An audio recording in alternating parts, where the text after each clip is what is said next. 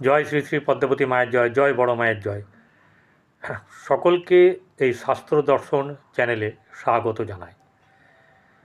একটি প্রশ্ন আমাকে অনেক দিন আগেই বেশ কয়েকজন করেছেন, সেই প্রশ্নের উত্তরটা আজকে আমি ভিডিওর মাধ্যমে দিচ্ছি। তাদের সঙ্গে আলোচনা তো করেইছি।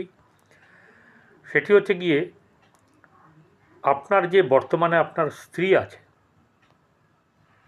তাকে কি আগামী জন্মে আবার এই স্ত্রী রূপে পাবেন? বা আপনার যে এই জন্মে স্বামী আছেন, তাকে কি আগামী জন্মে এই স্বামী হিসাবেই পাবেন? দেখুন, এই প্রশ্নটার একটা ব্যাপার হচ্ছে যে, যেটাই বলি তার একটা ভীতি, মানে যেটাকে বলা হচ্ছে তত্ত্বমূলক হতে হবে। এবারে এটা আমি যা বলবো বা আপনি যা বলবেন সেটা কি বিশ্বাসযোগ্য? তাহলে তথ্যের জায়গায় আমাদেরকে কিন্তু যেতে হবে। আমি বলে দিলাম হ্যাঁ হয়, মোটেও না।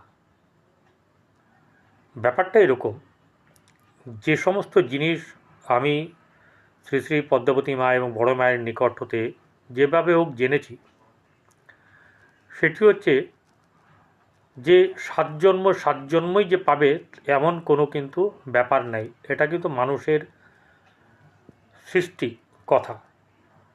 প্রথমত হচ্ছে যে, একটি মানুষ মানে একটি পুরুষ আরেকটি তার স্ত্রীর সঙ্গে তার ধরে নেওয়া যাক 120 বছরের একটা টেনিওর রাখা হয়। ভালো করে বুঝবেন, এই টেনিওরটা দেখা গেল কেউ 60 বছরে মারা গেছে, কেউ 70 বছরে মারা গেছে, কেউ 50 বছরে মারা গেছে। পরের জন্মেই যে হবে তার কোনো মানে, তার পরের জন্মে এই যে এটার পূর্ণতা প্রাপ্তি হয়নি, তার প্রতি কিছু আশা ছিল, আর স্ত্রীরও তার স্বামীর প্রতি এরকম ধরনের একে অপরের প্রতি আশা থাকে। সেই আশাগুলো কিন্তু পুরোপুরি পূর্ণ করা হয়। আরও একটা কথা, স্ত্রী বা স্বামী পরের জন্মে একইভাবে এই স্ত্রীরূপে আসতে পারে, নাও আসতে পারে। এগুলো নির্ভর করছে নিজেদের চাওয়ার ওপরে এবং সে সময়ে চাওয়া এবং ঈশ্বরের দ্বারা সেটি নিযুক্ত হওয়া। কারণ যারা বসে এসব ভাগ্য লেখেন তারাই স্থির করতে পারবেন। আশার ব্যাপারটা আছে, এটা নয় যে হয় না, এটা কিন্তু হয়।